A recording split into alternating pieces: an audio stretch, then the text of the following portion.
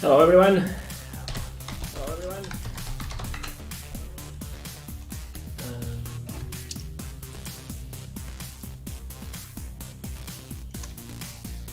There should be no audio from there. Just setting up everything. We are gonna be live in a moment. I hear echo on my side. There's something. Okay, there shouldn't be echo now.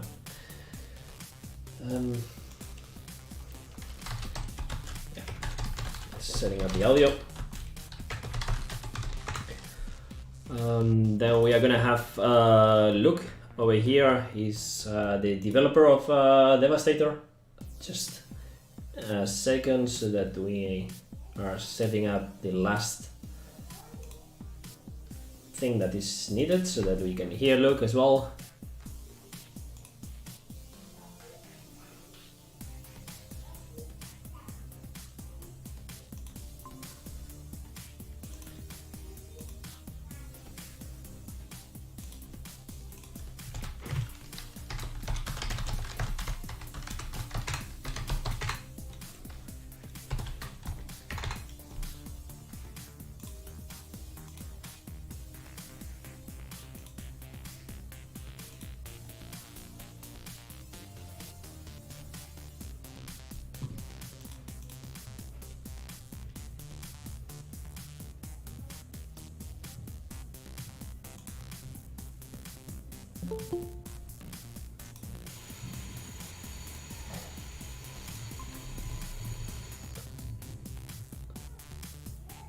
Hello, Luke. Hello. Perfect, I hear you loud and clear. Good to hear you too. I have a lot of windows open. Yeah, I can imagine. I mean, it's a bit complex setup, but it should be working fine. It would be great if somebody in chat could tell us if both our voices and the audio sound are balanced. I see nobody in Twitch chat. Let me ask.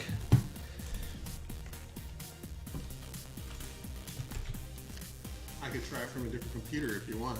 That wouldn't be a solution because we need you talking as well, right?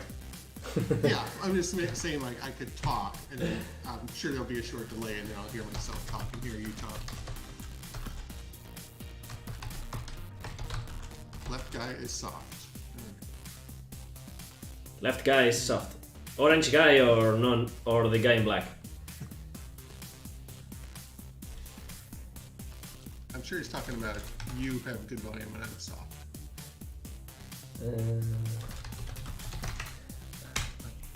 Microphone a little closer. Okay, if you can pump up your volume on your side, that would be much easier. Otherwise, I have to do all sorts of tweaks over here. I mean, I can lower the volume of my microphone a bit and bump this up a bit more so that we hear you better. And then let's see, I will lower the music game just a bit. But yeah, now it's stop the music. Alright, Okay. Okay, let's go like this and let's see.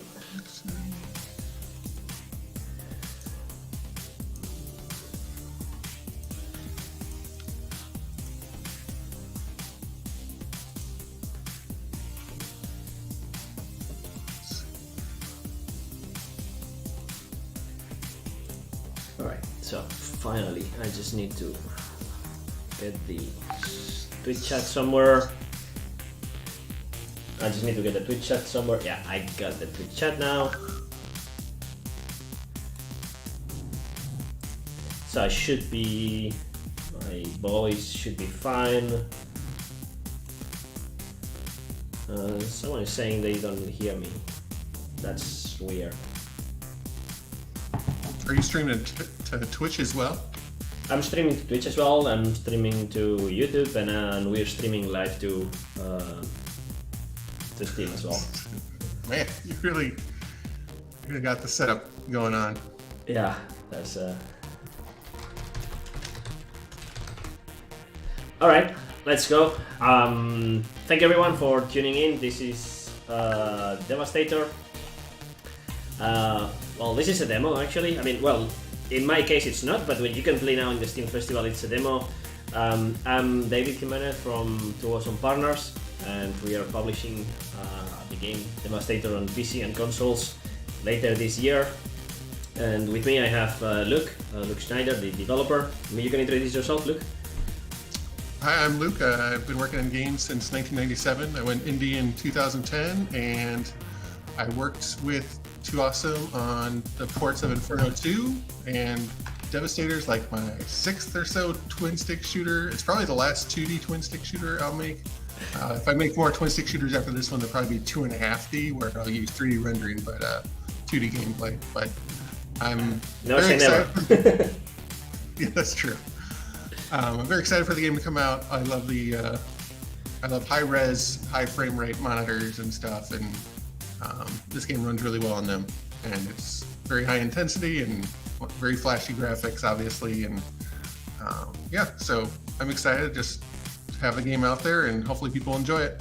Cool, thanks. So bear with me. I'm the one playing today, as you can probably see over here. The previous stream was done directly by Luke, and obviously, as you said, you've made tons of twin-stick shooters, so you are kind of a pro, not just at developing them, but also at playing them.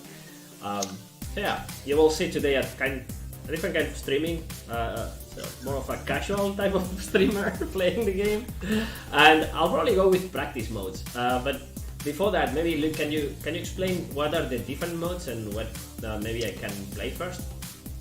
Sure. Quadrants is what you'll see in the demo, and that is the shorter mode, the more intense one with no breaks.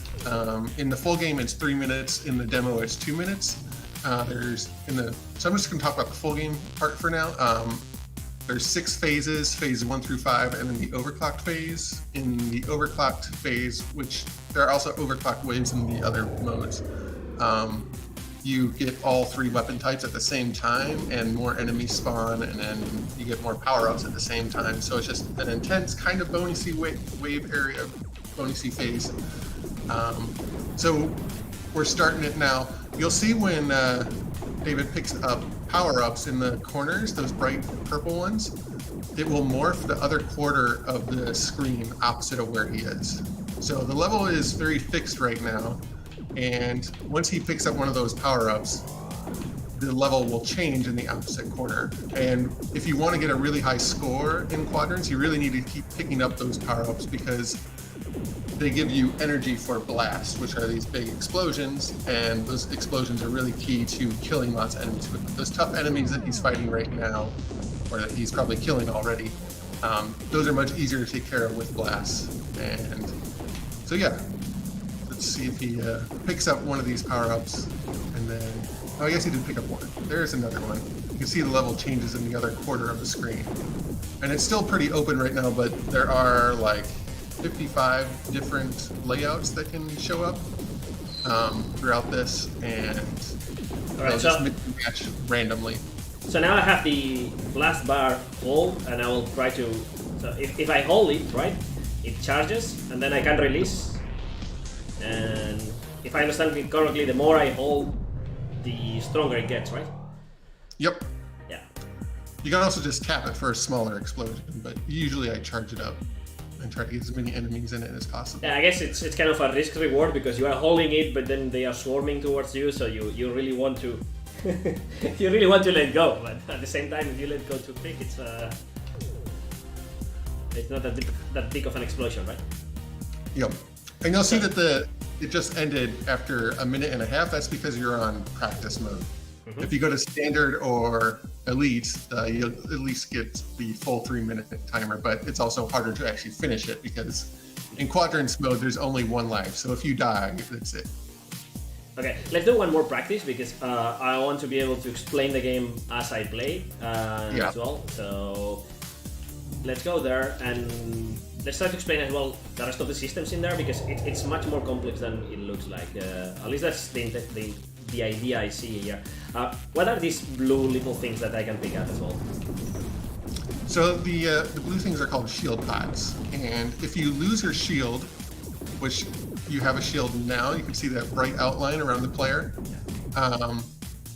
You can take one hit with your shield, and then the shield goes away. And then if you want to restore the shield, you need to pick up 4 of those blue power-up guys that are roaming the level. So when you pick those up, also you get a score bonus, and you also get, you can see just a bit there, you get a score bonus, and you also get super ammo, which is 50 shots of more powerful shots. And those shots do double damage. And then there's another way to increase your firepower, which is by actually not firing. You'll charge up your turbo meter, and if you're moving fast, it charges up even faster. So you can have turbo, which makes you fire up to 3 times faster for a little while, and you can have super shots, which do 2 times the damage. So if you want to do lots of damage, you want to charge up your turbo meter, and when you pick up a super shield pod, that'll give you super ammo, and you can unleash a very powerful barrage, which will basically clear the area. So it's a nice way of sort of balancing moving and firing, so you don't have to fire the entire time. You actually are rewarded for not firing sometimes. You want to charge up your super and turbos together and really unleash a strong barrage. And then when you pick up the power-ups, is also kind of a risk-reward thing. The purple large energies, they unleash a small blast, and that can take out invulnerable enemies, which are the red guys. And those guys can only be killed with a blast or the initial blast from one of the energy balls.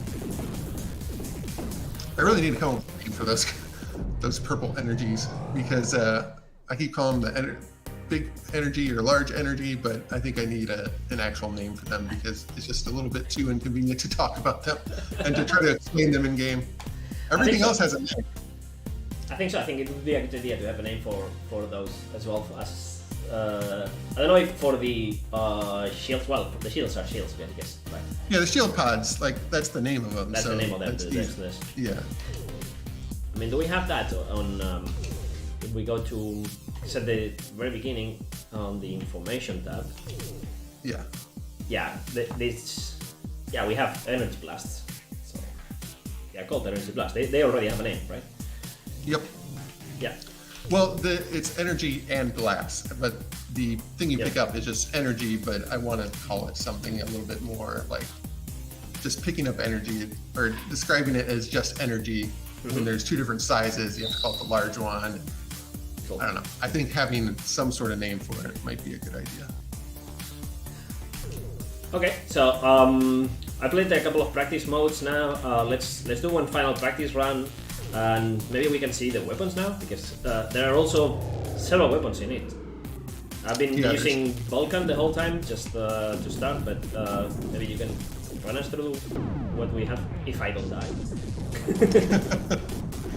Sure. Well, I'm seeing the stream delayed as well, like everybody else. So. Yeah, I'm in Vulcan now, and I will switch to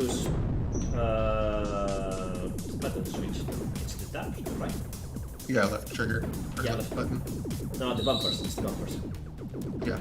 Yeah. So you can use either one, I think. Yeah, now I'm on spread. Okay, so spread, you lose one of your main shots, but you gain 2 other ones on the outside. And Vulcan is the fastest firing one. That was the one you started with. That has 5 or 6 shots, depending on whether you have shields or not. In the central part, it fires fast. The shots move a little bit faster as well. And then spread is the next weapon that has 4 or 5 shots in the center, 1 less than Vulcan, and then the 2 shots that shoot out wider. And then the third weapon is reflex, which bounces off the walls 3 times. It fires the same speed as the spread fire shot, but it has 1 fewer shot. So it does a bit less damage than the other 2 weapons, but it can also hit enemies around corners. So there's sort of a balance between which weapon you want to use based on how many walls there are around, what types of enemies are around. Like the faster, weaker swarmer enemies, you probably want to use spread. If there's tougher enemies that are not so moving around so fast, you definitely want to use Vulcan. And if there's lots of walls, you want to use reflex. Yeah. And then when you get to the overclocked phase, which you won't see in practice, but you'll see in standard and elite difficulty. Yeah, we'll get to that. Yeah. Then we'll talk about how all three weapons combine into one. Yeah, these guys are fighting at me now. These are different. I didn't see these enemies before in the previous 2 practice rounds. I don't know why. Oh yeah, the dog fighters. The Yo. interceptors is what they're called. So yeah, there's 15 different enemy types. Each one has different behavior and kind of forces you to move in a different way. And the speeds that you're seeing the enemies move now is for practice mode. And on the higher difficulties, they move even faster. And they have a couple more hit points on elite, but not a lot. It depends on the enemy type, how much more they have. It's custom set for each enemy type. It's not much general. What I like is how simple it looks and how complex it actually is, everything. You see? Yeah. I mean, once you learn all the different weapons and all the power-ups and the tricks that you mentioned, that if you stop moving, you get the turbo. If you are moving faster, you get the turbo as well. If you have to pick the quadrants, then they pick the other quadrant, the opposite one, kind of like recombines. All of that makes it really. It gets much deeper than you would expect for a game like this. So let's go now to standard, then see me fail miserably at it. Before we move on. I mean, one other thing is each different mode shows the enemies off in different ways. Yeah. Like in quadrants mode, you're kind of getting just a mix of enemies all at the same time, and the enemies you see changes each time you play through, because it's pretty random. Like the enemies you see, the layouts you'll see in quadrants, because you're playing the modes so frequently and so often. Like you're gonna die, or it's gonna only last a few minutes. So there's more variety within quadrants in terms of what you'll see just each playthrough. But the other modes like sectors, it shows off each enemy type in different fixed ways, in different fixed levels. And then cycles is somewhere in between the two, but it's a longer play mode where you get to see each enemy for a longer period of time in these expanding levels. So each mode kind of has its own way of showing off the enemy types and how it uses them. And you'll see more swarming enemies in quadrants than you will in the other modes. Like it just works better for filling the screen with lots of enemy types in quadrants. The fact that come on, talking enough. The fact that the shields keep on moving as if they were enemies, it's really killing my mind, because whenever you feel you lose one shield, you really want to go for that one, and then it's pulling you towards the enemies. Or I have that impression that that little shield is getting away from me and going into the direction of don't go there. That's where the enemies are. They are actually I don't know totally if that was random, those guys. intentional or they just move randomly. They actually just move randomly. There's also different shield pods you'll see in the other two modes that actually warp. Okay. You'll see those on some of the different waves. And those are even harder to catch. But it just provides a little bit more like reason to move around the level, because I think in some twin stick shooters you end up just moving backwards and firing, and that's boring gameplay to see all the time. So there's lots of reasons in this game to move forward, to move to different places, to do different strategies, and the different enemy types and the way everything interacts really helps. I think it's really cleverly designed, because right now, I mean, I entered this area and they were sitting there, and I thought, okay, I'm gonna kill them all, but they were just waiting for me. And as soon as I arrived there, I don't know if because the pathfinding or something, they moved super aggressively once I entered this corner. Yeah, that'll happen. The enemies get a little bit faster over time, quite a few of the different types. So if you let them live a long time, like if they're trapped in a corner, they're not like super intelligent about pathfinding around stuff. They will slide around things and stuff. But if they get trapped in a corner and you let them live a long time, when you finally go to destroy them, they're going to be faster than enemies that have just spawned. And these ones, they don't want to die. Yeah, those red guys. You got to use your blast a little bit more frequently, I think. But I don't have it. At least I got the 2 for now. Yeah, I was trying to get to the blast, but... Yeah, no. You're just shooting those guys and not moving towards them. That's the worst strategy. Sorry, I'm just seeing this little Yeah, you gotta move towards those guys and get to the side of them as fast as you can. Are you watching on Twitch or on? I'm watching on Steam, actually. I think you should go to Twitch. It's a much faster video. All right, I will go to Twitch and watch you on there as well. All right. Well, faster video. Less delay. Yeah. And as I said at the beginning, yeah, I'm trying to do my best. I really like this type of games. I spent a lot of casual play back in the day playing Geometry Wars 2 with the Xbox 360, and that was more than 10 years ago, I believe. So it's been a long time since I don't play a twin stick shooter constantly. I mean, or semi-regularly, I would say, because I was playing probably once per day. These types of games, I believe these are the type of game that you play half an hour at the end of the day just to kick, and even if it sounds weird, to relax or unwind. Yeah, it's a different type of thing. You mindlessly kill all these things and shoot all this stuff, and you can put your mind into something else completely, right? So you get in the zone. Yeah, there's definitely a zone aspect, especially as you get to the higher difficulty levels, or like it's just whatever difficulty level that challenges you without making it too hard. I remember when I was playing Halo 3, there were certain levels where the difficulty was just right, where it would feel like you're being challenged, but it wasn't overly difficult, and you had to really, your strategies were mattering, and I felt like that was the best. That was where Halo was the best, and I think a lot of games are like that, where if it's challenging you but not like completely overwhelming, and you're just making it, and if you die, it feels like your fault, and you could have just if you just got past a little bit more, you would have had it. So I think finding the right difficulty level is obviously important, and there's lots of ways that the difficulty sort of automatically changes, because as there's more enemies on screen, the spawning rate slows down a little bit. So it's adaptive. It adapts to how you are playing. It does a little bit, yeah. And it's also like, if you want to get a higher score, you need to kill enemies faster, and that's definitely intentional, especially on quadrants mode.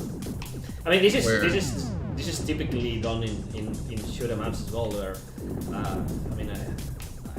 even old ones where you would kill yourself intentionally, so that the game past that point would think, okay, I should lower the difficulty because this guy just died. And if you don't kill yourself at that point, the game is super hard afterwards. I think it was in the old Gradius or something that they were doing this type of thing, and people found out, and then they were just losing a quarter intentionally on the arcade at that particular moment. I have to say, I don't do anything quite like that. It's more like, if you don't have your shield, you get an extra shot, and your hitbox is a little bit smaller. So you can actually do it intentionally, where you lose your shield, and then you get a slight advantage if you're trying to get a super high score, but it's also more dangerous. So there's a risk-reward factor there. But in terms of just blatantly saying, oh, the player's doing too well, I gotta ramp it up, like, I don't actually do anything like that. It's more of the player kind of controls the pacing by how fast they're killing enemies. That affects their score more than the actual difficulty. Right. So don't you think it would be maybe a good idea if you lose your shield, that the enemies kind of like they give you a break for a moment? It's so hard to adjust stuff dynamically like that. Like, there's other parts of it that do that automatically, I think. Like, the game is very friendly when you get hit. Everybody around you gets stunned. If you run into the red blocks, they used to damage you, but now they just stun you instead. If you run into an enemy that has just spawned, the enemy actually just dies. You don't actually take any damage. Yeah, that makes sense. So you can't. So many things on screen makes sense. Yeah. So if you don't see something and it instantly kills you, that's really frustrating. But if you don't see, instead, it's just the enemy blows up. Mm-hmm. So I try to do lots of stuff like that where it's more friendly, but it's still, you can't like cheat the system unless you're really on top of it. Like, if you see an enemy spawn next to you, you can run into it intentionally, but you have to really take a lot of risks to do that, because you have to hit the timer just right. Because it's a short, brief amount of time that you can do that. and it's hard to tell whether you can do that or not. So I see. yeah. I still try to be friendly towards the player, but Yeah. like in this case, you should really be using reflex for this layout because there's more walls, and you keep shooting the walls. I mean, spread is good too, just for. No, like, reflex. I just switched. I take your advice. Yeah, the problem is, well, at least for me, and I guess it's because you really need several playthroughs to get to a level where you are comfortable doing all this stuff without noticing, you know? Yeah, that's true. And in my case, you said, I'm not switching weapons and I'm not using blast enough, right? Yeah. The reason is simple, I'm just trying to... My mind is too concentrated on not dying, and I don't realize I have to... I can use the other buttons, but... Yeah, like you're leaving these blasts just laying around. The energy, the large energies laying around. The large ones, and yeah. you should really just pick them up as soon as you see them, really. Really? Or I if thought, you're waiting right there, thought, like that was a good use of them. But I would generally pick them up. I thought if you pick them up, because if you pick them up, the area reshuffles, right? It doesn't actually affect the enemies. It only affects the walls? Yeah. Ah, okay. So it's only changing the layout of the other quadrant. Yep. It doesn't actually, like if there's enemies in the way, it'll actually kill them. If there's a wall that spawns and an enemy's on that grid tile. But otherwise, it doesn't actually affect. Okay, the so enemies. then you are really right. I'm doing I'm doing terrible by not picking them because they are always a blast. I mean, it's understandable. Like it's something that you just have to kind of learn, and like there's always assumptions players make about how something works that are not always correct. And it's hard to like figure out exactly what those assumptions are going to be. Let's see the chat. Oh, somebody was mentioning that it's playable on Linux. Is it? No, not right. No. Okay. We're focused on PC and consoles right now. Okay. Yeah, that was news to me. To be honest. So maybe we have something wrong on the Steam settings that is showing up as playable on Linux. Okay, let's play something else now. I've played Quadrants. Let's go to it just for a second to see how tough can it get. Let's go to Elite. Even though I was having a hard time already on Standard, let's go to Elite.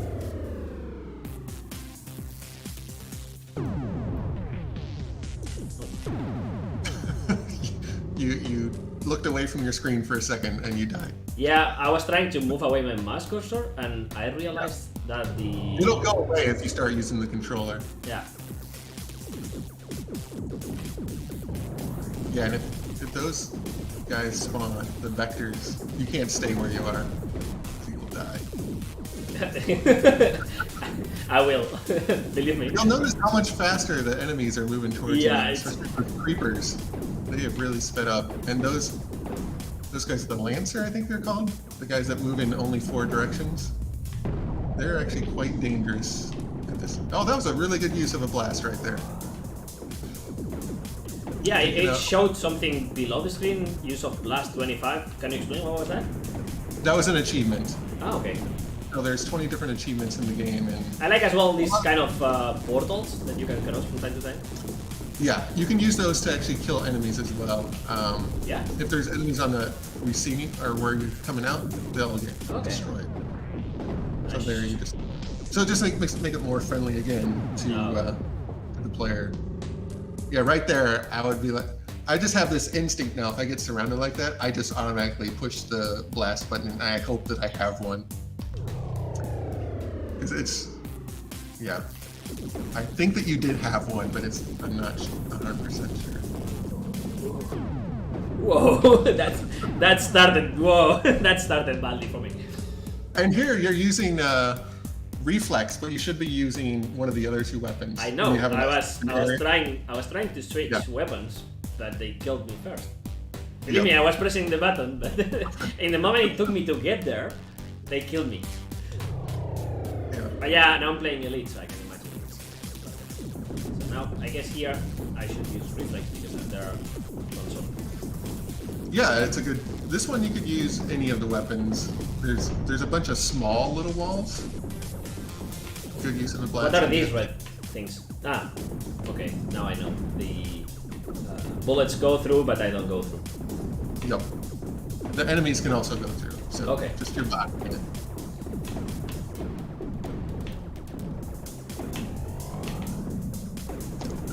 Move the screen so I'm not looking off to the side. Right. There we go. I thought I had the blast. Now I have one.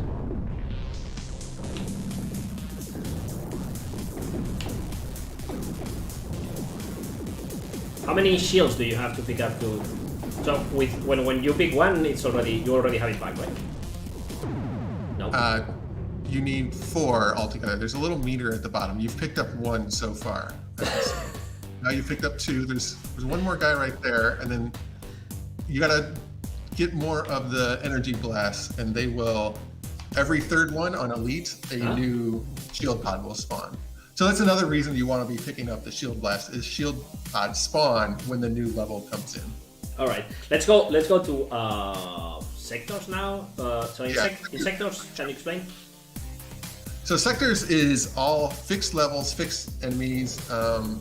There's groups of 10 waves plus a bonus wave, which is the overclocked wave, and there's 5 different sectors, so 55 waves altogether.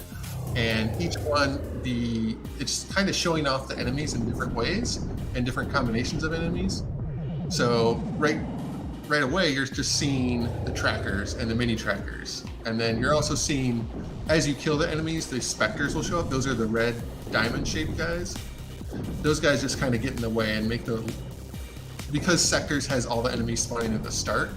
I needed something to make the game a little bit more difficult, or the waves a little bit more difficult at the end of the wave than at the beginning. So there's the specters that'll spawn. There's also destroyers, which you won't see in practice mode. Those are guys that spawn towards the end of a wave, when you've just over 50% of the enemies, and there's a timer that starts, and they will spawn and come towards you and shoot at you, and they're invulnerable. So they're kind of like death in Gauntlet.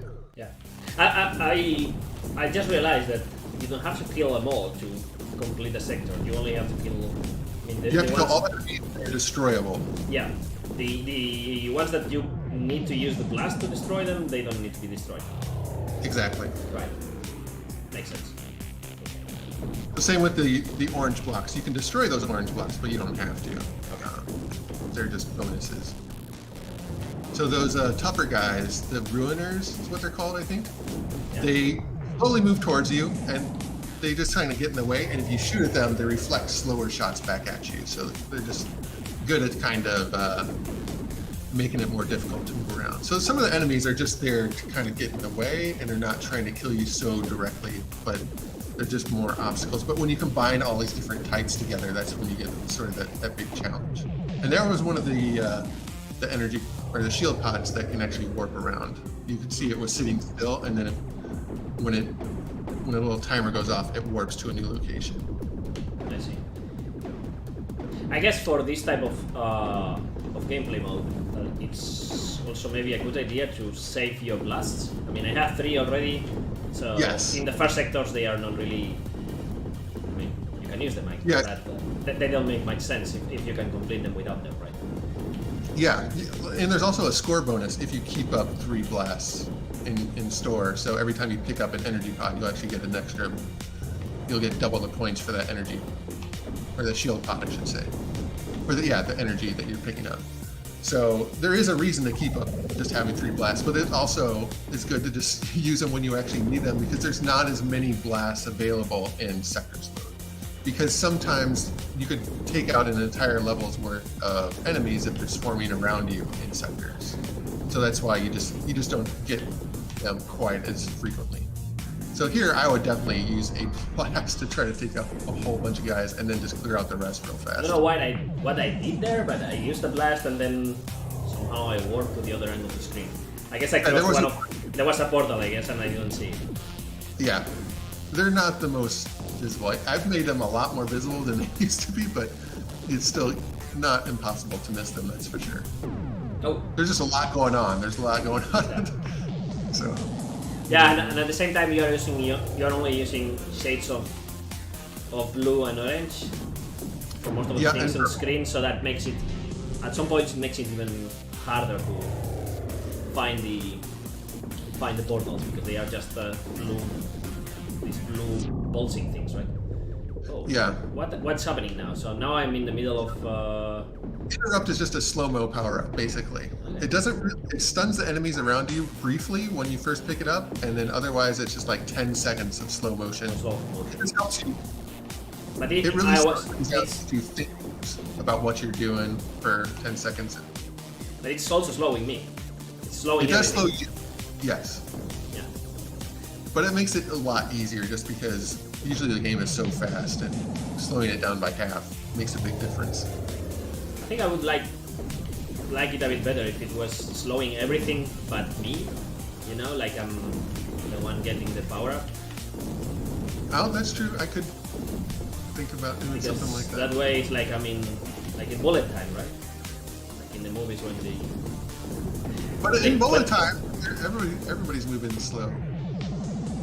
Yeah, but in bullet time, let's say the hero is the one that can actually move faster than everyone, right? So everybody around is. Whoa! So this is the overclocked wave, so you're seeing all 3 weapons active at once. So they fire faster, fire longer, bounce, and wider. I love this weapon. Can I keep this weapon forever? Well, if you have it forever, it becomes less special. I know. And one thing on those waves, you actually want to not kill all the enemies right away, because you can collect all the power-ups and get more ammo and stuff. But you are doing so well because you're on practice mode that I don't think you really needed to get all the power-ups. Come on, you should have told me before time. I'll just have a button you push and all the enemies die. You're withholding the right information and dripping it afterwards. Well, it's not that important when you're playing on. I'm just joking around. So I'm now in Sector 2, right? In the second wave. You're in Sector 2, you'll see some new enemy types now. These they would be new if you were playing sectors, if you had not played quadrants before. So you've seen these lancers in quadrants, but you haven't seen them in sectors yet. So as you shoot them, they will start moving faster towards you. Yeah. But yeah, so right, one thing about... Right there, that shield went away. Just as you said, it warped to another location. Just as I was going to pick it up and it went away. It doesn't like purposefully do that. There's just a timer, and when the timer goes up, it's out of there. Is there an indication of the timer in the shield itself, or? There's not, but I can add a little bit of a flash right before it goes away, just so you know. Yeah, because it would be good to know, because then you know, okay, I don't go there because I know I'm not gonna get there in time anyway. Yeah, I could do like 3 little flashes, and they get bigger each time, so it'd be like a little smaller. A little, and then medium, and a larger flash, and then it works. I mean, I don't know if anybody would notice, because with all the particles and flashy lights and everything on the screen, I think it would be hard to see. It will be hard to see, but there's still lots of stuff in the game that you can notice if you're paying attention. It's important if you're trying to master the game, I think, and trying to get the best score. So I'd rather put more stuff in there, even if people don't notice it right away. So like when you get a blast, I'd never had a good indicator of that, and now there's a bit of a purple flash around the player, a big purple ring that shows up. You never notice it unless you're looking for it, or unless you're waiting for a blast. But it's there now, so next time you get a blast, I think it's these type of things that you don't notice at the beginning, but the more you play, it gets in the back of your mind, and eventually you realize that these things are there and you see them. Yeah, if you're enjoying the game and you're playing it more and you're trying to get better, you're going to start to notice all these little details, and I'm okay with having details that people don't notice. Most players won't notice. If the really good players and people who really enjoy that game do notice them, do realize why they're there.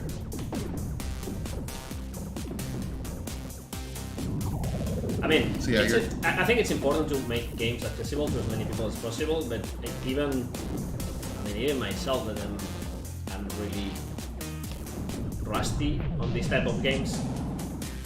I'm doing quite fine. I know I'm in practice mode, but probably newcomers to the game will start in practice and then switch to standard play, and then just some crazy few will go to elite. But so I think it's a good start. I mean, I'm not feeling overwhelmed or like this is too much to start. And Sectors is really the best mode for beginners. Yeah, honestly, because you get to be introduced to the enemies kind of one at a time, and you don't have so much pressure. Like if you lose all your lives, you can still just restart at the same place that you were. The same thing happens at Cycles, but Cycles is a bit longer and more intense over time. This is more about you can use your learning. You can learn each level and figure out the different strategies. And I think for people in chat, what you are not probably realizing is how pretty this game can get. Because I'm playing at 720p just to keep the stream alive and broadcasting to so many places, and also to Steam, because if I try to stream at higher resolution and quality, it will not work. So I really recommend you that you play the demo. The stream doesn't make it justice. Especially if you have a high refresh monitor or a 4K monitor, you need to play this. Yeah, that's what I was just gonna say. Like, this looks great. It's super high resolution. You can adjust a lot of the settings. Like, we're just playing on one of the 5 filters too. Like, he's just playing with the overload filter right now. But there's other screen filters that make the game look a little bit different. There's lots of settings so you can adjust the brightness. There's also like the background particles. You can make them a little bit more intense or less intense if you are getting distracted by them, or if you prefer to be distracted by them, you can turn those up. So there's lots of options to make the game the way you want it. And I have a 14. Okay, I'll just say this real fast. I have a 1440p monitor, and I played at 240 hertz, and you just need a medium power graphics card to play it at that speed. And I think that's even better than 4K 120 hertz. I've gotten so spoiled by the high refreshes that I can tell a difference now between 240 hertz and 120. It spoils you, because when you go back to 60, you're like, oh man, this is so like jumpy. But yeah, it's really fun to play at super high refresh rates and super high resolution. Oh, and that's now. I mean, part of the reason I made this game is because there weren't other twin stick shooters that had that support. I was working on a different game, and I was like, I want to play a twin stick shooter that uses this high refresh monitor, and it just didn't exist. I was like, okay, I need to. I had this old game that I never really lived up to its potential, and I'm like, I'm just gonna take that and make it awesome as I can. That's what this game is. So yeah, I can't wait to play it on consoles. I'm a couch player, so I normally play on the Xbox, on the sofa, and on the big TV. Yep. So yeah, we will bring it there, and we will make sure that all of these shines in there. Yeah, I mean, you can still play it at 60 hertz and 1080p, and it's still great, and I'm sure that'll be good for some consoles. But if you have the higher end stuff, you'll enjoy this game even more. Yeah, I'm pretty sure we would not be able to make it 4K 240 Hz on the Nintendo Switch, for example. Yeah. Although there is actually no cable that supports that combination yet. So I think I'm at the max rate. Although I guess there are monitors that are super widescreen and 240 Hz. The Samsung Odyssey G9. I need to look up like how. But that one, it wouldn't matter as much because it's super widescreen. It's 1440p super widescreen. I have a G7, I think, which is just a regular size 1440p monitor, but 240 hertz. Yeah, this level, that one is a difficult level, I have to say, because it's such a different layout from the other ones. You're like, wait a second, what is happening in this level? Okay, now. Yeah, you got to use the warps to get through. Yeah, but I didn't see the warp down there at the start. Yeah, there's warps in a few different places. Oh, and I'm And warping getting here. through there is difficult, yeah. Also, there's no indication where you are gonna exit. Yeah, it's always the closest one straight from you. So there is no indication, but it's always consistent about where, like, if you see one, you know you're gonna go straight. Yeah, it's deterministic. That's what you're saying. That, Yeah, there's always a pattern to it. yeah. No, like I enter here and let's see where I go, right? Yeah.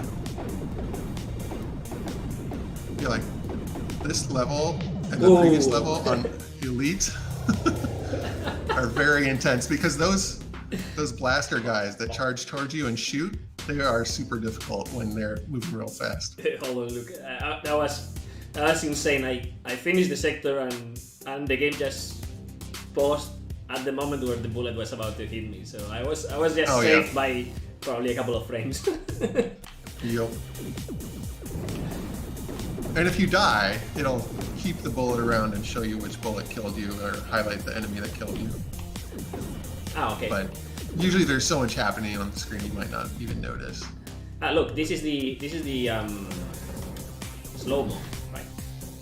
That is the slow-mo. There is only one kind of power-up that looks like that, and that's the slow-mo. Yeah. So do we have other type of power-ups besides the slow-mo and, well, obviously the blast, the energy blast that you explained before, but are there any more things like this, like the slow-mo, or?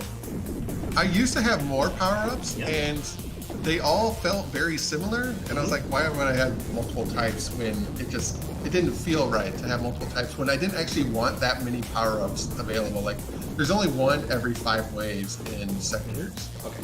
And when you put the power-ups in there, they were just so overpowering. Like, they gave you such an advantage that it made the wave kind of pointless. Yeah. Like, it made the challenge so much less that I only put them on the hardest waves in each sector now. And I think just having it be consistent, and I was able to polish the slow-mo a little bit more because it's the only power-up of that type.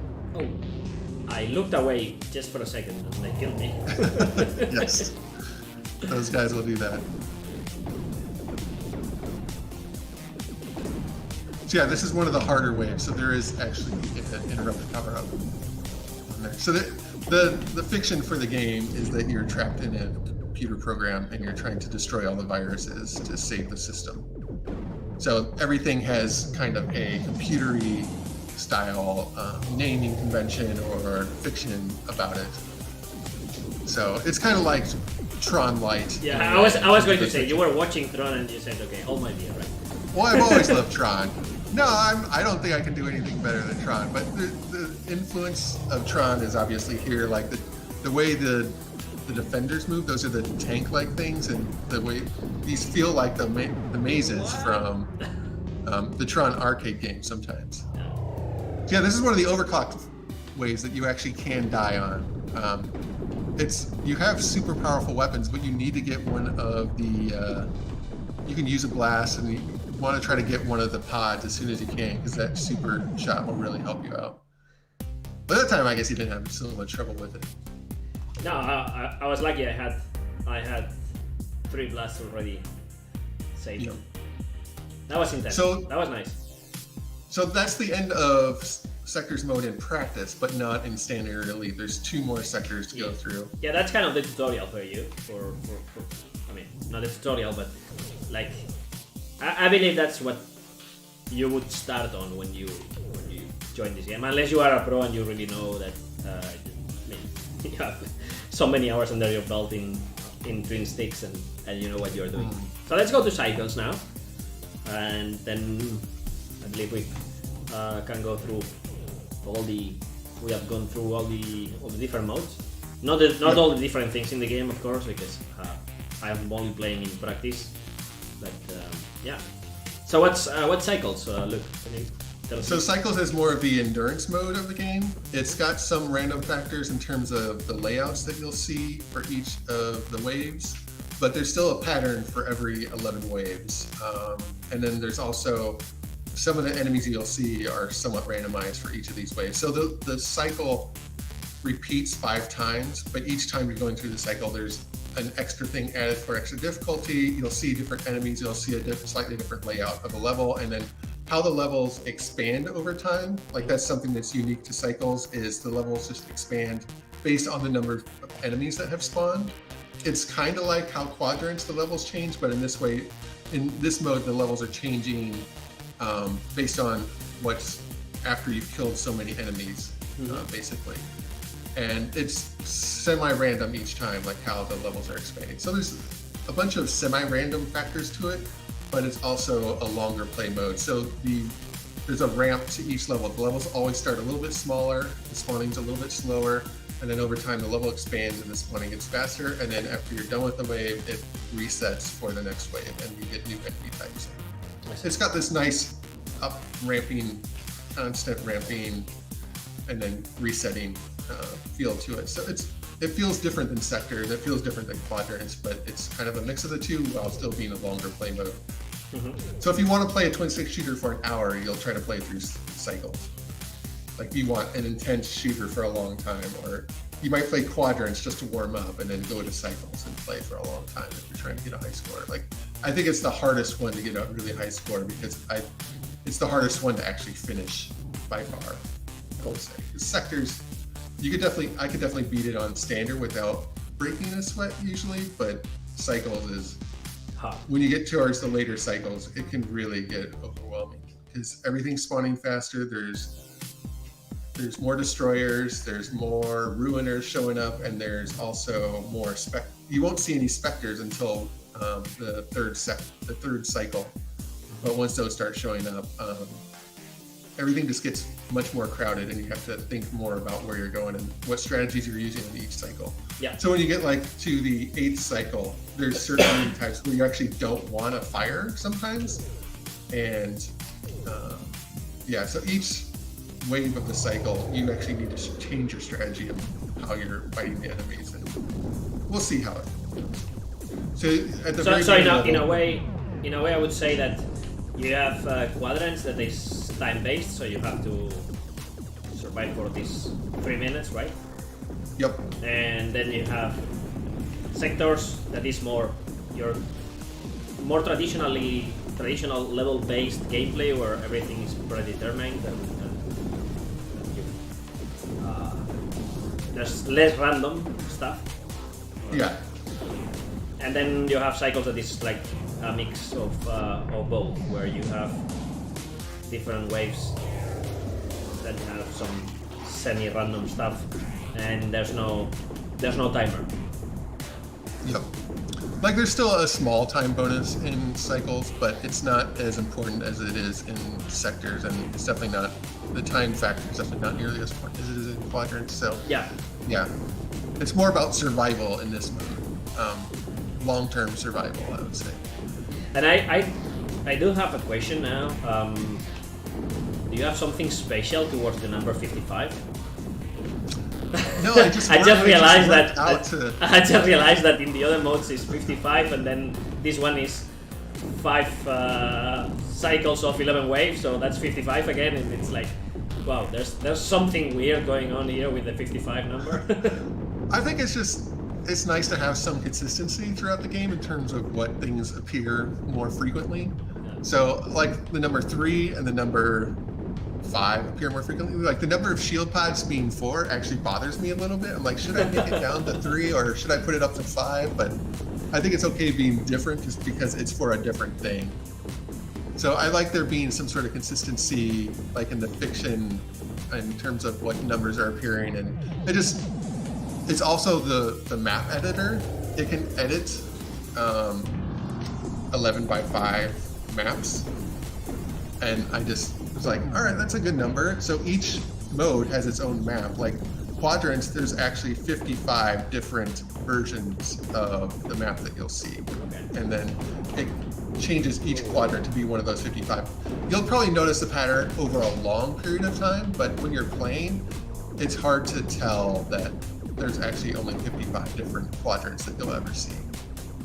So it's just how the stuff worked out, and I was like, it's kind of cool that there's some consistency between them, and I didn't feel like I needed to change things for a specific reason. It's just Also, the overclock mode, like I didn't want to make that too frequent, and it feels right, like to be every 10 waves or so. So it feels special. Yeah. It could have been like every 5 waves instead of every 10, but I just stuck with it because that's how the map editor worked. I was like, it would have been more of a pain to change it to be something else. Yeah. So I see the more I play, for some reason I'm getting more used to switch weapons, but I'm still pretty much attached to either reflex or Vulcan. I'm not using spread too much. Oh, I probably use reflex the least, actually. Yeah, I mean, well, it depends on. That's what I'm saying. level. That I'm mixing a lot more between, and I'm using. Sometimes I'm using reflex, and sometimes I'm using Vulcan. But I'm not using too much the spread one, so I guess I'm not finding the usage, or at least for me, the advantage. Well, you'll notice like the level is much more open now than when it started. Like at the start, reflex was definitely the best weapon, but now one of the other 2 weapons is definitely the best. So that's one thing I like about Cycles is that the level changes over time and which weapon you should be using changes. Like right there, it opened up a little bit more than you might expect. Like sometimes it doesn't open up right there. It's random which of the parts of the levels will be removed for each third of the level. So one part gets removed at the start of the level, then after a third of the enemies have spawned, another part will be removed, which will be pretty soon, right about now. There's one of the corner pieces got moved from each corner. And then when 2/3 are reached, then another part will be removed. You'll see more things removed in. It depends on if you survive that long. You're getting closer, but it's still a little bit pixelated. So that meter at the top, it didn't used to be there, but once I put in the stuff where part of the level just disappeared, it opened up quite a bit more. And then, so that was 2/3 of the way through. And then that's the last part of the level that disappears. So there's 6 different parts of the levels that can disappear, and it chooses a random one of those 6, and then each time it chooses from the remainder ones which part to remove. So every time you play the level, oh no! I was so close! You were! There?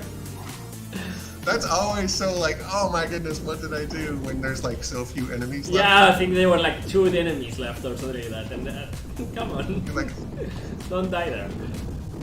Yeah. I was thinking, you said 4 shields is maybe bothering you, and I think it's bothering me as well. I would prefer 3. And probably somebody that is playing in standard or elite would prefer 5.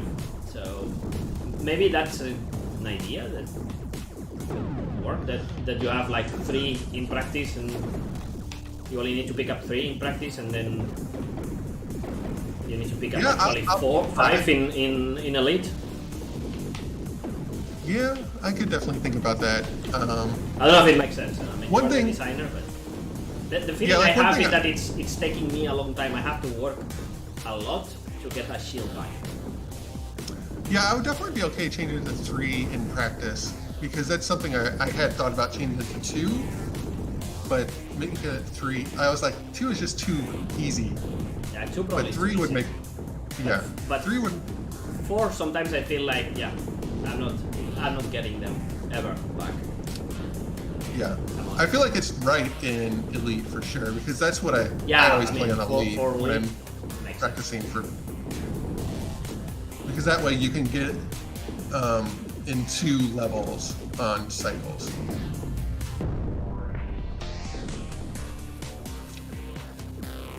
Yeah, taking out a destroyer, one of those guys that slowly moves towards you and fires the red guys, that's always good to do. They can really hit.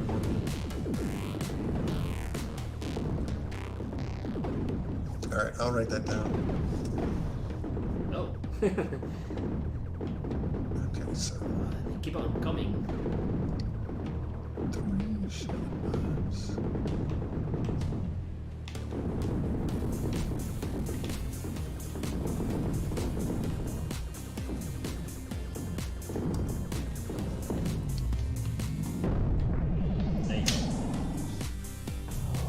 That's always satisfying to finish on a blast. Yeah, I saw the red guy coming in, and I was like, yeah, that one I cannot kill, and I had enough. Right there, you actually saw you ran through that guy rather than shooting him. Yeah. There's no way he would have died there unless you ran into him. Because he had just spawned in.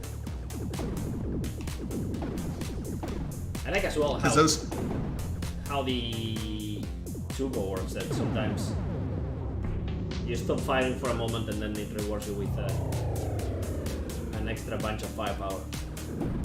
Yeah. Like running away from the creepers and then turning around and unleashing a barrage on them is always satisfying to me. Yeah. Like they were actually the last enemy type I added. Or was it those or the? No, I think it was those. I think it was. And was a pretty there was also the clever- micro slicers. Were also one of the last ones. It's one of the last two for sure. And once I added those, like, that makes it's nice to have a swarming enemy that's a little bit tougher to kill, so you have a reason to really use the turbo in more situations. Oh.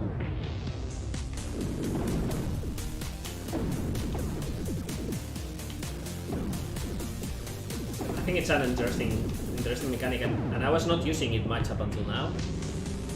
Yeah. Because I'm used to just not having this, so you keep fighting all the time and fighting and moving, so you have all the time your hands on the two sticks.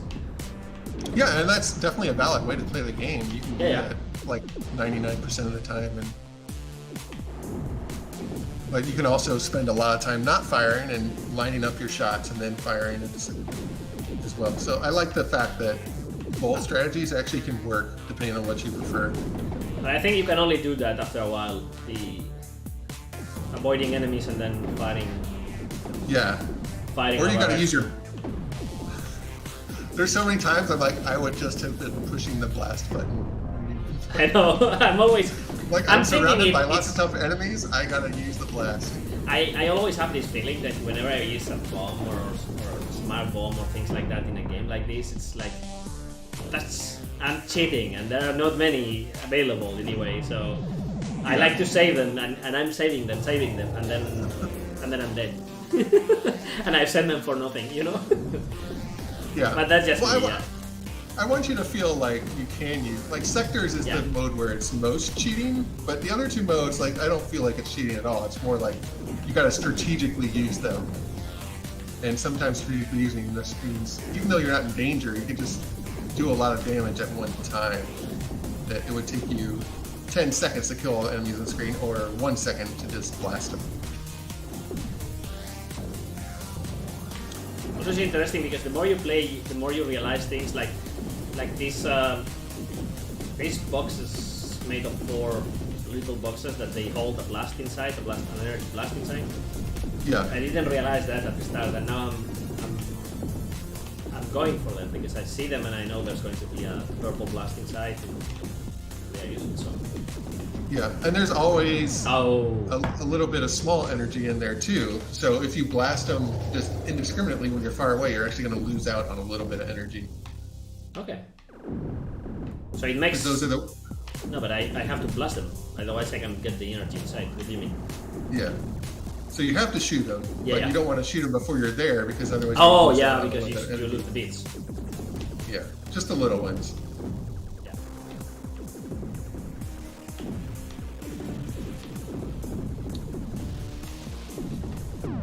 Oops. Yeah, I've been watching a lot of Game Maker's Toolkit and other people talking about Platinum games and all the little features that they put in their games to make their games a little bit more advanced or rewarding for advanced players. I'm like, I'm going to try to get as much of that kind of stuff in this game as I can. So that's why I kept, like, all these little details didn't exist when I started working on the game, and I just kept adding more and more. I'm like, okay, how can I make this just a little bit more rewarding, or a little bit more strategy to what you have to do. Like the blast didn't, or the purple energy, the large energies, they didn't actually do that little blast when you when they first existed, and then I added that. I was like, oh, that makes it a little bit more strategic when you pick them up. Yeah. So, and like you get a short burst of invulnerability when you pick up the shield pods. It's just like a second, but I think that kind of little stuff matters. Ah, I didn't see that. in advanced players. Oh yeah, those elevators are pretty tough because they move in such a weird pattern compared to everybody else. Nah, I'm just bad. I mean, I'm playing. I saw him as you were moving into him, but yeah, I know. He's not moving in the way that the other guys are. That's for sure. Although, yeah, backseat gaming is always easier. Yeah. It's much easier when you are watching on stream and then you see, yeah. I don't know how you. Spectating is always the case where you see things coming. And the slicers that you were fighting there, you did a blast in the middle of that wave, and you had to fight them off right away because the slicers, when they die, they generate 2 micro slicers, and those guys are actually pretty tough. Now this is the wave where you actually don't want to fire that much. You actually want to use like spread, or you don't want to really use reflex that much because you're going to end up you're going to hit some lashers that you don't want to or don't expect, and they're going to fire at you from farther away than. Because those lashers, especially when they're far away, they're actually pretty dangerous. Because the farther away they are when you hit them, the faster their projectiles go. On practice, it's not so bad, but I do have to kill them, right? I mean, what do I do? You do have to kill them, but you want to be strafing when you kill them. You want to make sure you know when you're firing at them. And there's not much danger to you at most times in this level, except when you kill them. And then there's also the Lancers, which you can kind of predict their patterns, but they change direction at semi-random times, so you just gotta watch out for when they change directions. And when there's multiple ones overlapping, that's when they can also be dangerous. So yeah, this is a really good level to use your turbo fire, and you're doing it really well now.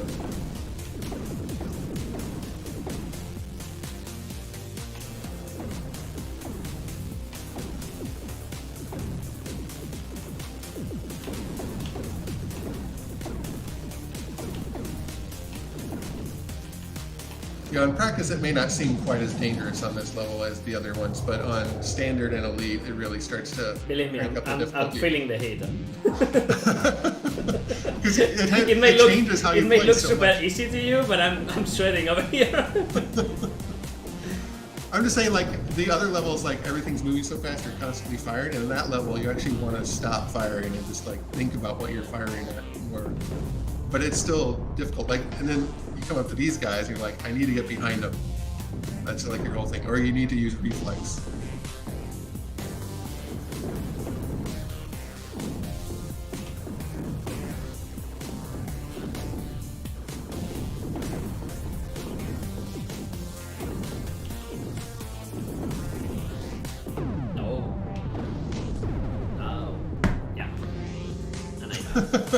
Just like that. Yep. All right, I think I'm gonna exit cycles now, and maybe we can I change. Yeah, I can change it from here, so I don't need to exit cycles. Nope. So I've been playing with overload, the monitor. For the monitor effect, let's change it to vector. It's not changing. Did it change? No. No, it didn't change. What happened? Okay, change the brightness. Maybe because I'm in the pause menu? I don't know. I've never seen it not work before. That's so weird. Let's quit back to the options. Let's do it here. Maybe I haven't changed it with brightness set to 0. No, it's if you do it outside, it works. It's yeah. All right, well that's definitely a bug. We found a bug. If you do it in the pause menu, it doesn't work. All right. So yeah, we have now vector, and there is also matrix, which feels pretty similar to overload. Yeah, it's if you look up close, like the first 4 are actually pretty similar. Mm-hmm. They just have different sort of post-processing, like how the screen looks, like what vintage effect it's using and stuff like that. And the hue is a little bit different. Yeah, the Yeah. first two are the most different from each other. And Yeah. the matrix, there's like a dot matrix effect if you look up close. It's hard to see on stream, especially. Cool. And then Horizon is probably the brightest of the dark ones. And then Inversion, it actually reduces the amount of flicker significantly. And I'll probably be adding something to reduce flicker on the UI as well. Yeah. Because I keep getting that request. I'm like, okay, I'll do it. I'll figure out how to do it without, in the least amount of time as I can. So I'm gonna pump up. So that's subtle, normal, sparkle. That's a lot of glowy bits, right? That makes the glowy bits really sparkly, yeah. Monitor glow, reduced, normal.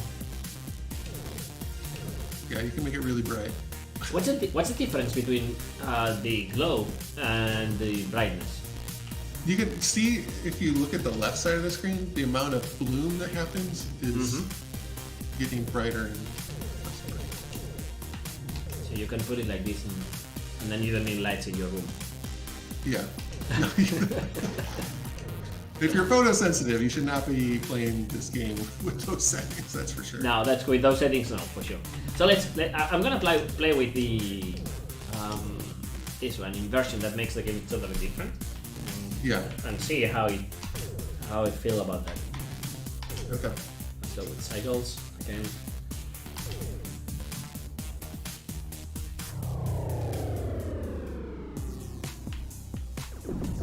Whoa, it feels like a totally different game now. Yep. I mean, yeah, obviously the gameplay is exactly the same. It's just Yeah. feel But you get used to all the colors and now it's like I don't recognize the things. Yeah, like the colors of stuff is still the same. It's just instead of black in the color, it's white in the color. Or the bright purple stuff is now dark purple. And you get used to it over time, but it definitely takes a little while. It takes a little while when you are changing from one mode to the other. For a moment you will not recognize things. I mean, you recognize enemies, of course. They are still orange.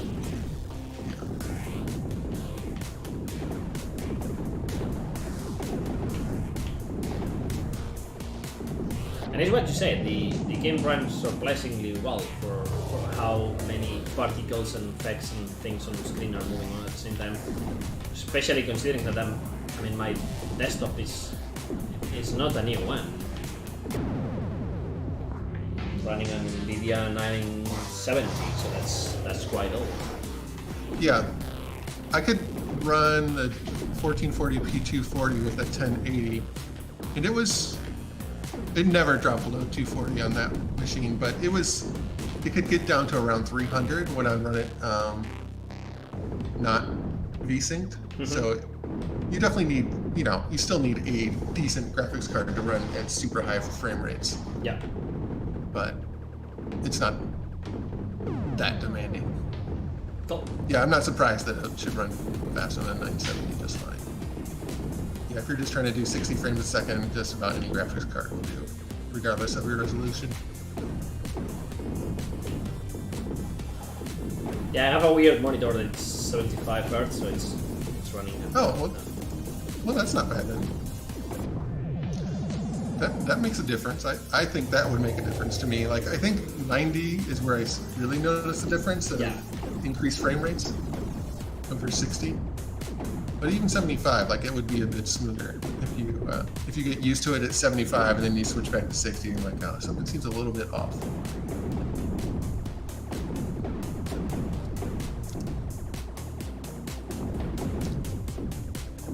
Not quite the. I think I'm gonna try changing again and see if it works now. No, you're right. It's in the pause menu. It's not affecting it. Now that we are here, what are the other options? So, auto fire. What does auto fire do? Auto fire is. It basically does exactly what it says. It'll fire at enemies automatically. You don't have to aim with the right stick. Whoa! It works. Did it just change the? Yeah. All right. Well, that's part of the same bug, I'm sure. Yeah. It did change. we're just going to ignore that bug for now. Right. And we'll just keep going. But you should be able to just move around without aiming and just use the left stick. So it's basically like, it works pretty well on practice mode, but on higher difficulties, it won't really work so well. It actually gets because it's so it's more than auto fire is auto targeting, right? It's yes, it targets the nearest enemy. Yeah. So now I'm just playing with one single stick. I'm not doing anything else, and the game is selecting where the direction of fire automatically. So it's a twin stick converted into a single stick. I guess. But as you said, it's you can actually charge up your turbo doing this if you hold down the left bumper. It should stop firing, I hope. Yeah, it does. All right.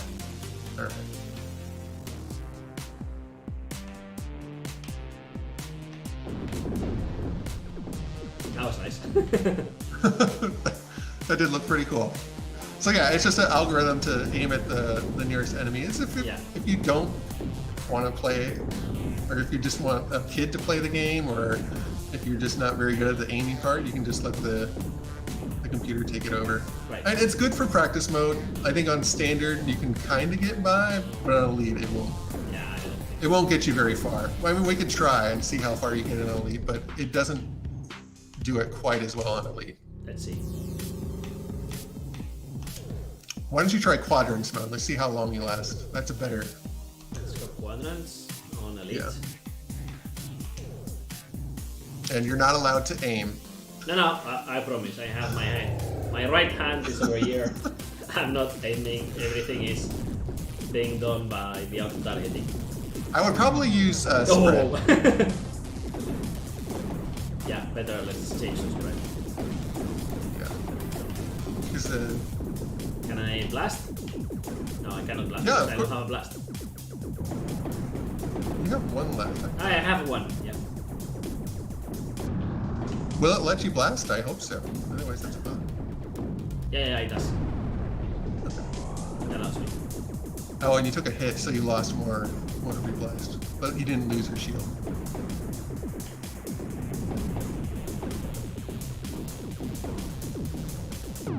Oops. So if you take a hit while you are blasting, you lose part of your blast, but you don't get shield removed? That's the thing? That's true, yep. That is the thing. So you lose an extra blast or all of your energy if you don't have an extra blast. Whoa. But you do not take a hit. So yeah, you're doing pretty well, I think, with the auto fire. About as well as you were doing without it. Okay, so that means I'm terrible at this game. Thank you. No, I don't think that means that at all. It's just so I'm as good as an algorithm that is just shooting at whatever comes near. That's sometimes what that's all saying. you really need. Well, you're also using the correct weapon for this algorithm. You really want to use spread when you're using this auto fire stuff. And you're able to focus more on dodging. Yeah. I've noticed you've been dodging the projectiles a bit better. You still got hit by them, but you were doing a better job for a while of avoiding the fire, so you could just think about one thing at a time. I mean, you still have to think about enemies that are charging you, because you will get overwhelmed if there's lots of swarming enemies, but yeah. Let's disable these.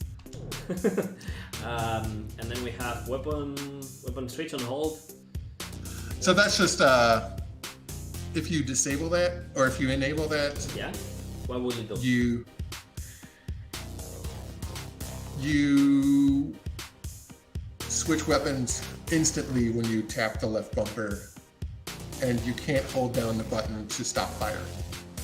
Or is it something like that? Basically, it makes it so you change weapons a little bit faster, but then you can't use the left bumper to stop firing. Because sometimes you want to use the left bumper to stop firing so that you can charge up your turbo a little bit faster. I see. And use the turbo a little bit more effectively. It's definitely not something most people would need to mess with. And stroke gamepad buttons. That's just the left bumper and right bumper, yeah. Yeah. Cool. So, I think we know now. Well, Do you want to do the show controls real fast? yeah, let's go that.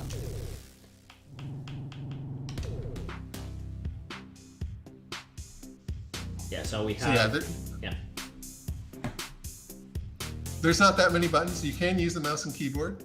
I think it actually works fairly well for twin stick shooter style stuff, but I still much prefer using the gamepad, and it tells you that right when the game starts that you should probably use the gamepad for this game. Yeah, I'm a gamepad player anyway, so Yeah. even if it supports mouse and keyboard, I would never play with mouse and keyboard for. In general, if I can avoid it, I will avoid it.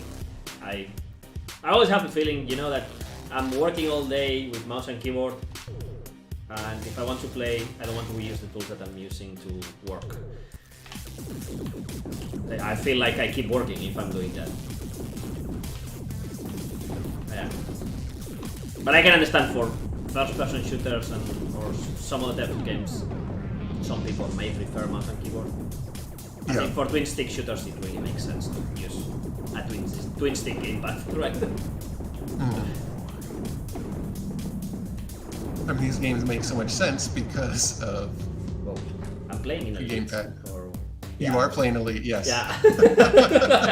I was like, well, what's going on here? Just in case you forgot what you were playing, it does show the mode and the difficulty in the lower upper right corner after you die. It's also there on the HUD as well, but sometimes you can just Cool. you get so sucked into the gameplay that you're like, all right, what was I just playing? I forgot for a second. I'm going to play sectors now, but I'm going to go into standard mode and Yeah, that see- sounds good. and see how much I can do there. Why can I only go sector 1, sector 2? Because you haven't actually gotten to Sector 3 in standard mode. It's per mode, or per difficulty, that it locks things out. Alright. Because otherwise you could get to Sector 3 in practice mode and then jump to Sector 3 in Elite, and that actually would be bad for the player experience, because I think you'd get overwhelmed. I get you. You don't want them to jump to a higher difficulty if they are coming from practice. Yeah, they will have a hard time. Right. Okay, so let's go to standard, and I'll take it from the. I guess I'll take it from the start. Also, I see I have a C. Yeah, so the C is a rank. Yeah. There's a rank for each sector. It's also called a chapter, like in the code, but each sector you get a rank based on your score, and you really want to focus on your bonuses and efficiently doing the sector waves if you want to get the best rank. So an S rank is about I think it's 350,000 or 375,000. I don't remember off the top of my head. I still have to actually show it on the rank screen, which you'll see after you finish the overclock wave. If I finish. So right there, if you finish the overclock wave, that's true. On standard, you get 5 lives total to play through. On elite, you get 3. And in practice, you just have as many lives as you want because it's practice. So you said that I got a rank. You get the rank. Please tell me. Please Please tell me there is a rank D. There's a rank D. There's a rank E even. Okay, cool. Then I didn't. I don't think. I thought it was just A, B, C, and I was like, okay, oh my gosh, I got C. You know. And the E, it doesn't even feel that bad because at least it's not an F. Cool. I actually feel like the D feels a little bit worse sometimes. But you can easily get an E if you restart after you die, because then you don't even have a score for the waves that you skipped over to restart. Okay. But as long as you play all 11 waves, you'll probably get a D or better. As long as you finish them in a reasonable amount of time. So yeah, the enemies you're seeing now at the top, the dividers, those are the guys that can really mess up your times because they'll end up spawning and there'll be so many of them and taking a long time to kill them all. And you don't get that many points from killing them because the more they split, the fewer points they're worth. So right there, you only got 10,000 points for your time bonus when usually you want to get over 20,000. You are trying to finish each level in less than 10 seconds.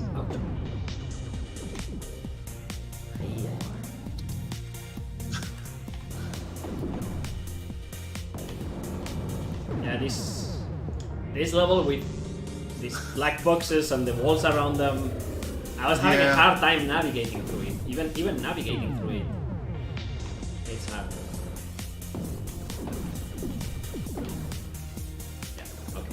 Yeah, the gaps in the levels, I could probably make those a little bit more obvious. I think if I just make the grid more obvious, that would probably help. Because that's the real thing. If you see the grid, you should be able to move there. And if you can't, then you know you can't. Yeah, I think I also put the setting for the glowy bits at maximum, so. Oh yeah, those will be a little bit more distraction then. But I like it. It makes it pretty. What is this? It is very yeah, pretty. the slow.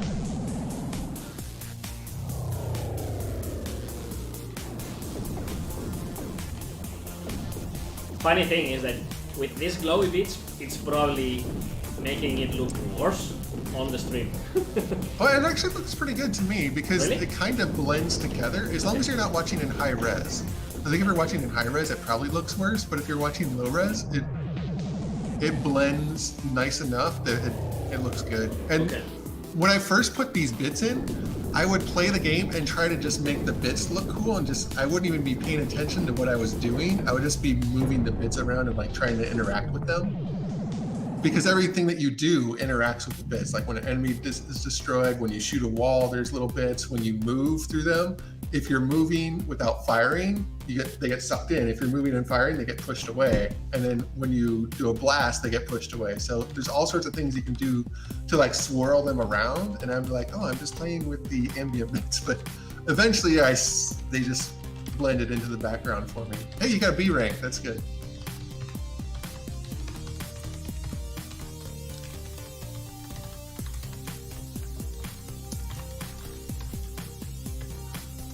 All right. All right, I'm gonna play some more. Yeah, I'd say do another sector. See if you can get through it. Yeah, let's continue with sectors. So I got a B this time, much better than a C. Let's see if I can get an A. I will not be so lucky.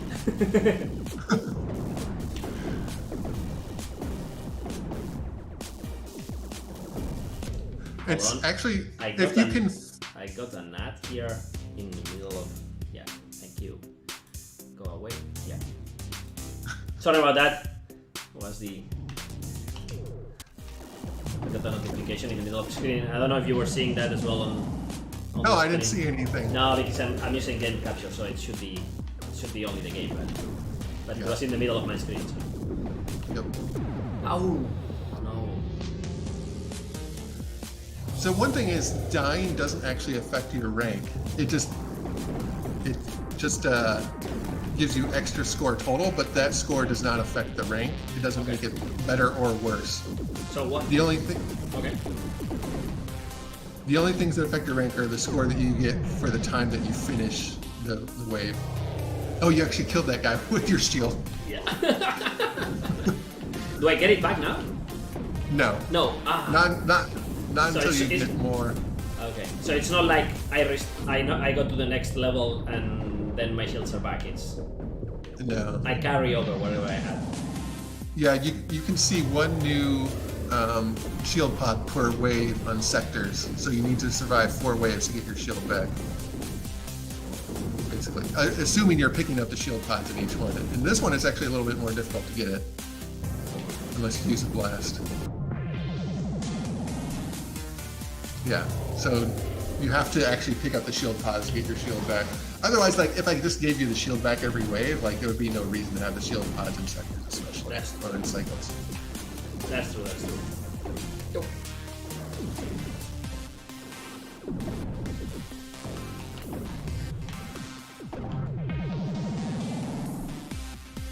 Yeah, when you get to those last- I still feel that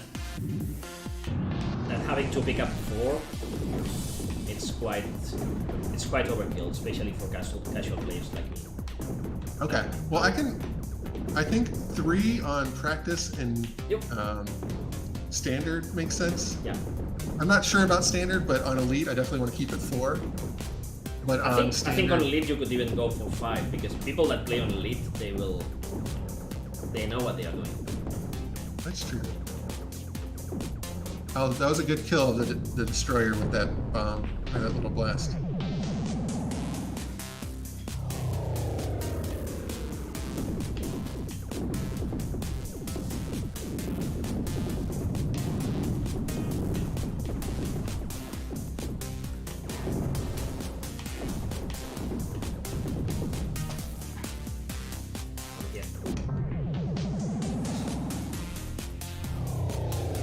Yeah, one nice thing about not firing at the end is you can really hit a lot of the guys at once.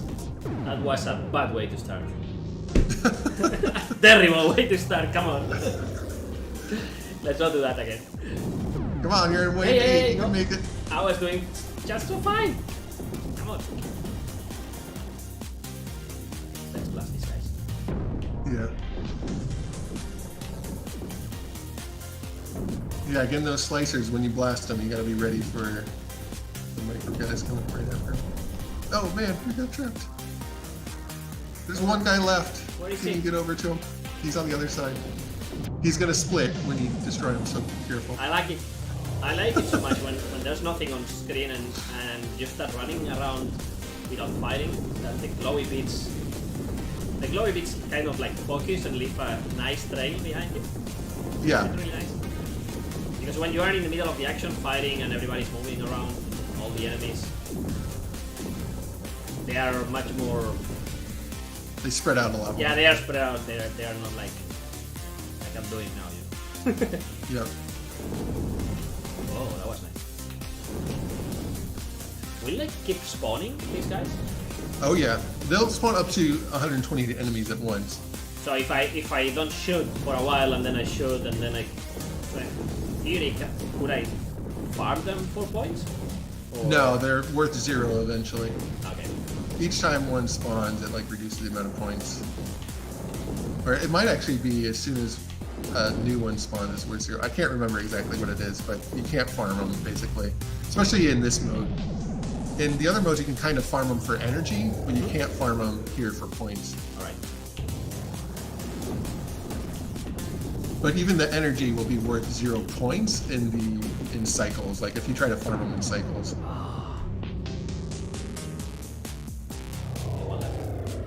Go for the interrupt right away.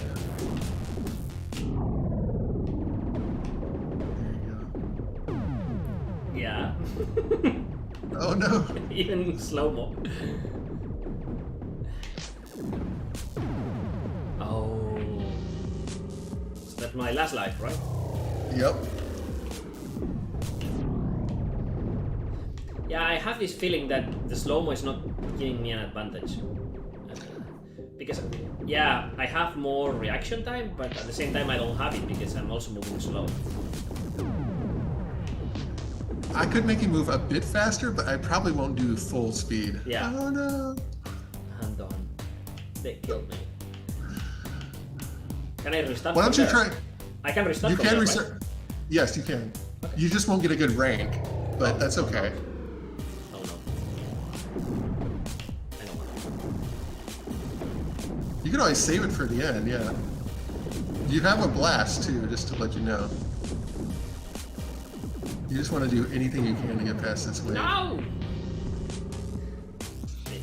I'm having a hard time now. So. Yeah, this is. I mean, This is definitely a difficulty spike. it's normal, right? Yeah. I'm now playing the real game. Before I was more into You're playing practice. standard, and it's the 20th or the 10th wave of the second sector. So yeah, it should be Should be hard. a real game at this point.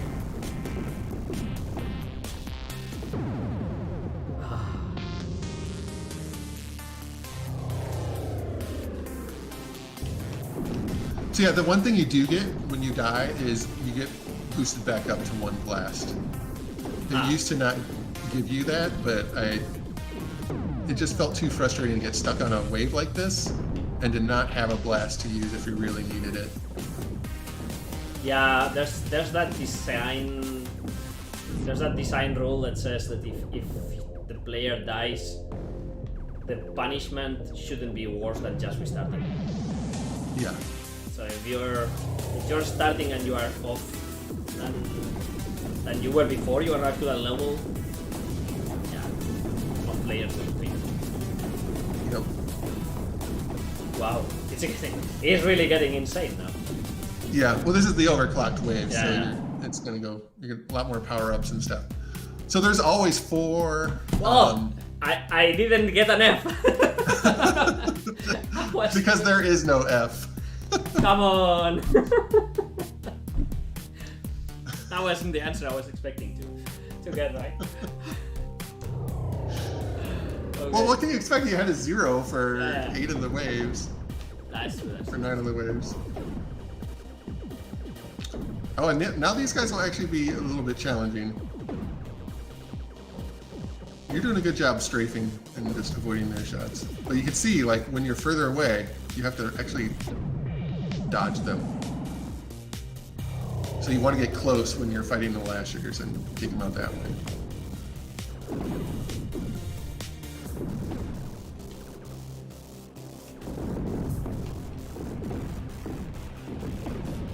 Oh, how was that? That was a lasher. Like I said, if you shoot them far away, they are dangerous. They're gonna hit faster. Yeah. Yeah, but I didn't realize I hit that guy. I was like, I wasn't, you know, like, I didn't mean it.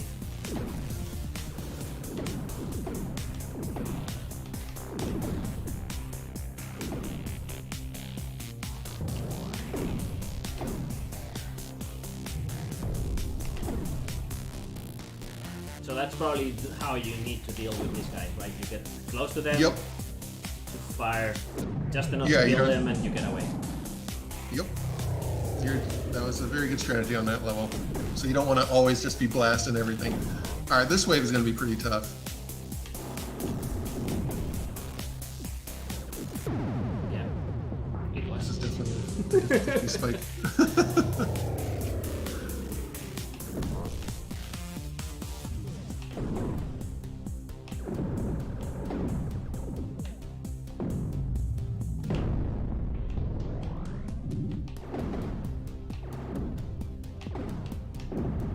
Wait. Don't go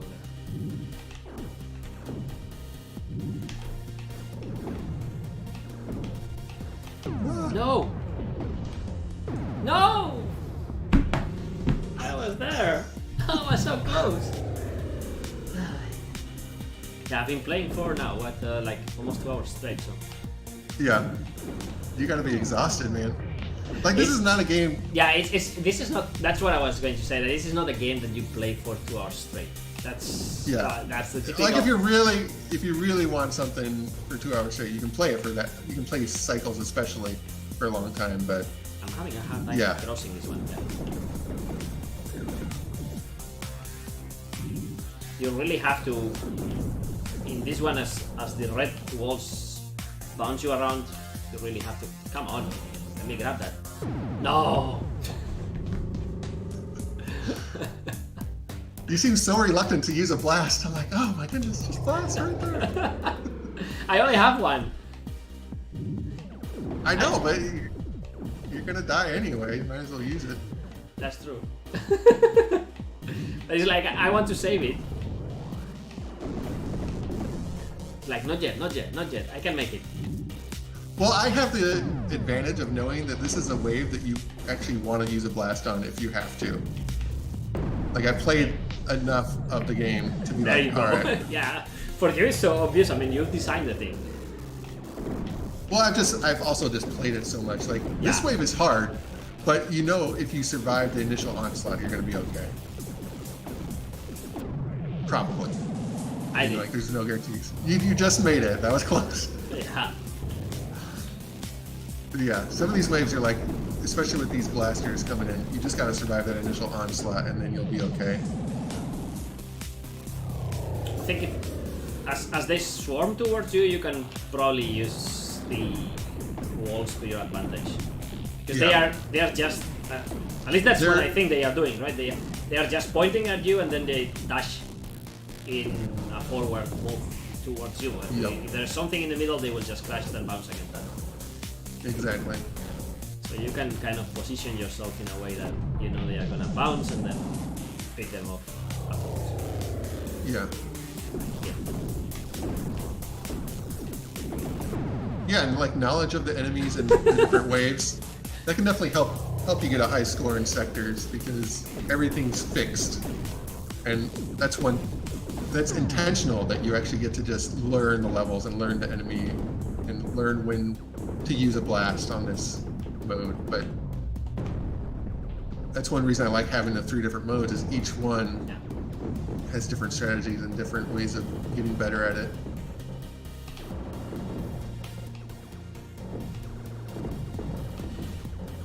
But it doesn't feel like any of the modes are like gimmicks to me. Like each one, it feels unique. It feels unique.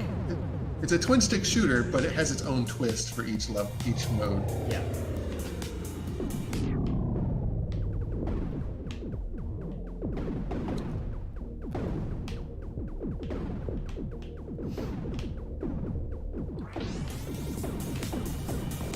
Yeah, each mode feels unique compared to the others. So it's not like you're.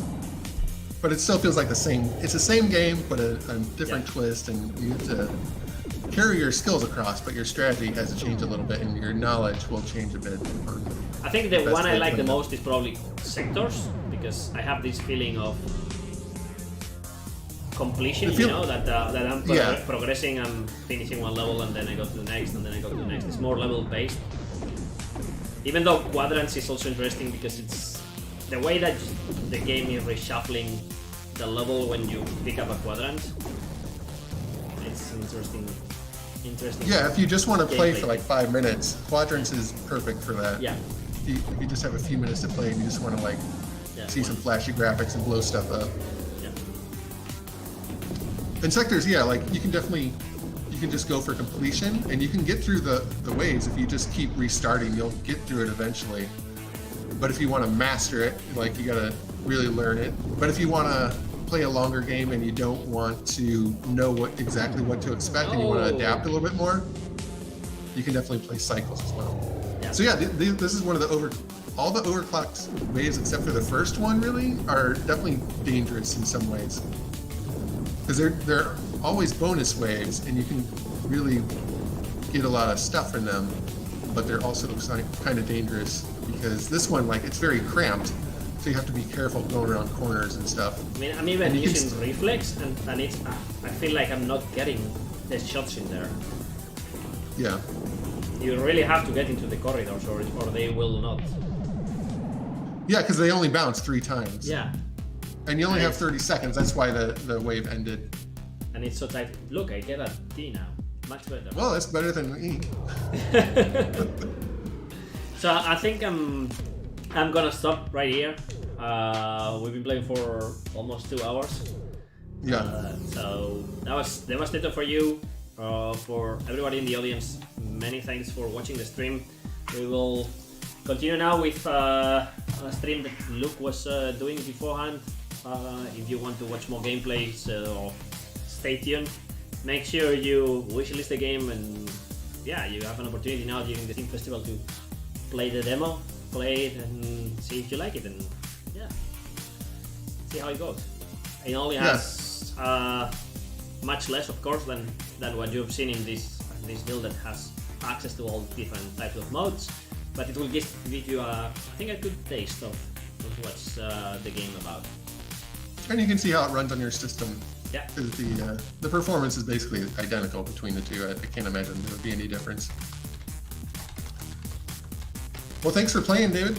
Thanks for you.